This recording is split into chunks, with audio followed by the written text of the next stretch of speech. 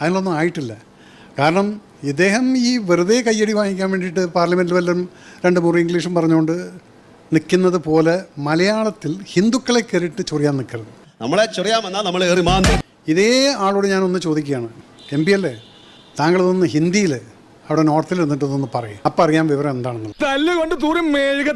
അതുകൊണ്ട് ഇനി മേലിലെങ്കിലും ഈ ഹിന്ദുവിനെ കയറി ചൊറിയുന്ന പരിപാടി, അതാണ് ഞാൻ പറഞ്ഞത്. ഞാൻ പാർട്ടിക്കാരനായിട്ടല്ല പറയുന്നത്. ഞാൻ മേജർ രവി എന്ന് പറയുന്നത് ഹിന്ദു സമുദായത്തിൽ ജനിച്ചു വളർന്ന ആ സംസ്കാരത്തിനെ ഫോളോ ചെയ്യുന്നു. എന്ത് തങ്കപ്പെട്ട മനുഷ്യനല്ലേ, അടുക്കുമ്പോഴല്ലേ ആളുകളെ പിടികിട്ടുന്നത്. അതെ. അപ്പം ഞാൻ അദ്ദേഹത്തിൻ്റെ അടുത്ത് ഞാൻ ഒരിക്കലും ചോദിച്ചില്ല, നിങ്ങളുടെ മകളെ നിങ്ങൾ എന്തിനാണ് നിങ്ങൾ കല്യാണം പള്ളിയുടെ ആചാരപ്രകാരം നടത്തിയത്, അല്ലെങ്കിൽ മാമോദീസ മുക്കിയിട്ടില്ലേ? ക്ഷമിക്കണം, ഉപദ്രവിക്കരുത്, ജീവിതമാണ്. അതൊക്കെ ഞാൻ ചോദിച്ചു കഴിഞ്ഞാൽ ഈ മുക്കലിനും ആ മുക്കലിനും തമ്മിൽ എന്താ വ്യത്യാസം എന്ന് തോന്നും. പറയുന്നതൊന്ന് പ്രവർത്തിക്കുന്ന വേറൊന്നും.